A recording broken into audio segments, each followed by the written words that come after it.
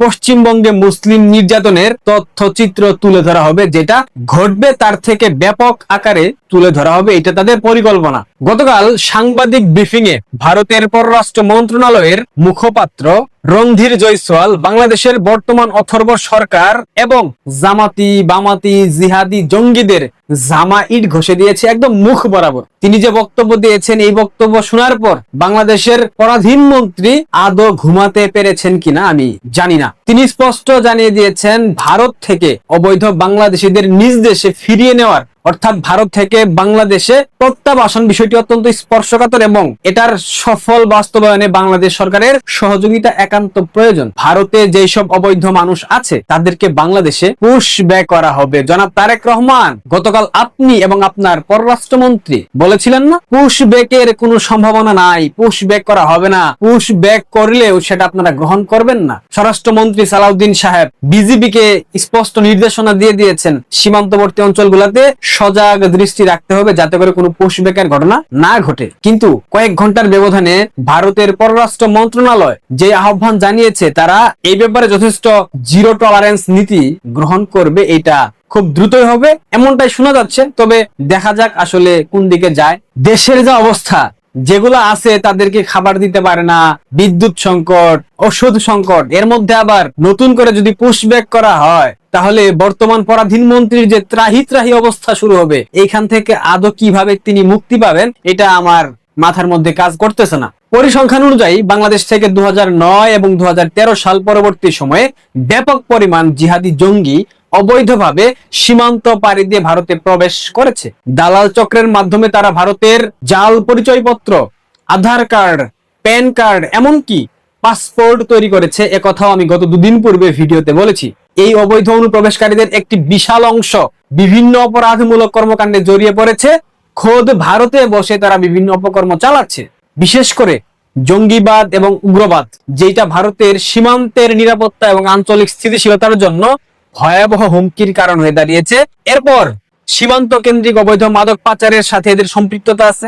তবে হিন্দু শরণার্থী বনাম অবৈধ অনুপ্রবেশকারী, এখানে দুটি বিষয়কে আলাদাভাবে দেখতে হবে, কারণ দুইটার চিত্র সম্পূর্ণ ভিন্ন। বাংলাদেশে হিন্দুদেরকে নির্যাতন করা হয়েছে, সেই সব হিন্দুরা ভারতে শরণার্থী হিসেবে আশ্রয় নিয়েছে।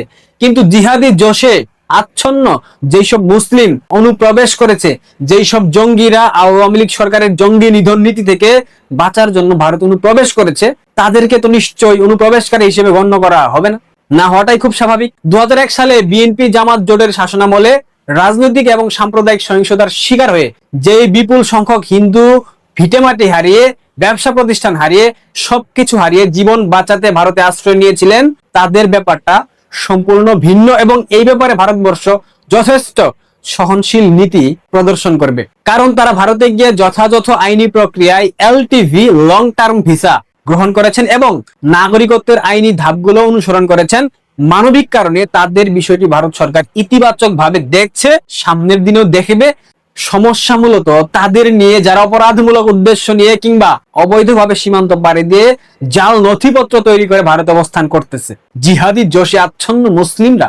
2025 সালের 1 মে দিল্লিতে এক সংবাদ সম্মেলনে ভারতের কেন্দ্রীয় স্বরাষ্ট্রমন্ত্রী অমিত শাহ একটি গুরুত্বপূর্ণ সত্য তথ্য তুলে ধরেছিলেন। তিনি বলেছিলেন, এত বছর ধরে রাজ্য সরকারগুলো অসহযোগিতার কারণে অনুপ্রবেশকারীদের চিহ্নিত করা কঠিন ছিল। অর্থাৎ মমতা ব্যানার্জিকে তিনি উদ্দেশ্য করে বলেছেন, মমতা ব্যানার্জির কারণে পশ্চিমবঙ্গে অবৈধ অনুপ্রবেশকারীদের চিহ্নিত করা কেন্দ্রীয় সরকারের পক্ষে সম্ভব হয়ে ওঠেনি।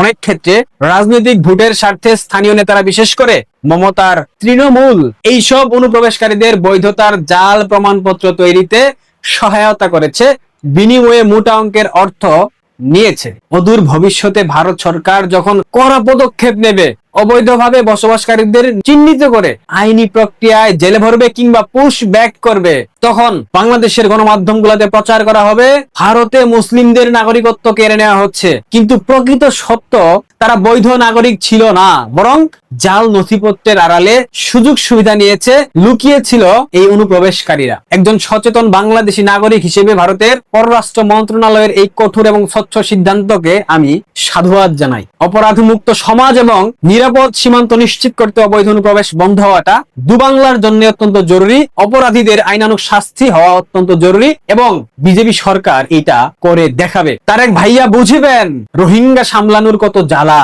একে তো 17 লাখ রোহিঙ্গা চট্টগ্রাম অঞ্চলে এসে বসে আছে, তার উপর মরার উপর খাড়ার ঘা হবে ভারতবর্ষ যদি বাংলাদেশের অবৈধ অনুপ্রবেশকারী মুসলিমদেরকে ভারতবর্ষ থেকে বাংলাদেশে পুশব্যাক করে। তারেক রহমান বুঝিবেন রাষ্ট্র পরিচালনা করা ঠিক কতখানি কঠিন, ঠিক কতখানি চ্যালেঞ্জের। প্রিয় ভাইয়া, আপনি প্রস্তুতি নিন অবৈধ অসংখ্য অনুপ্রবেশকারীকে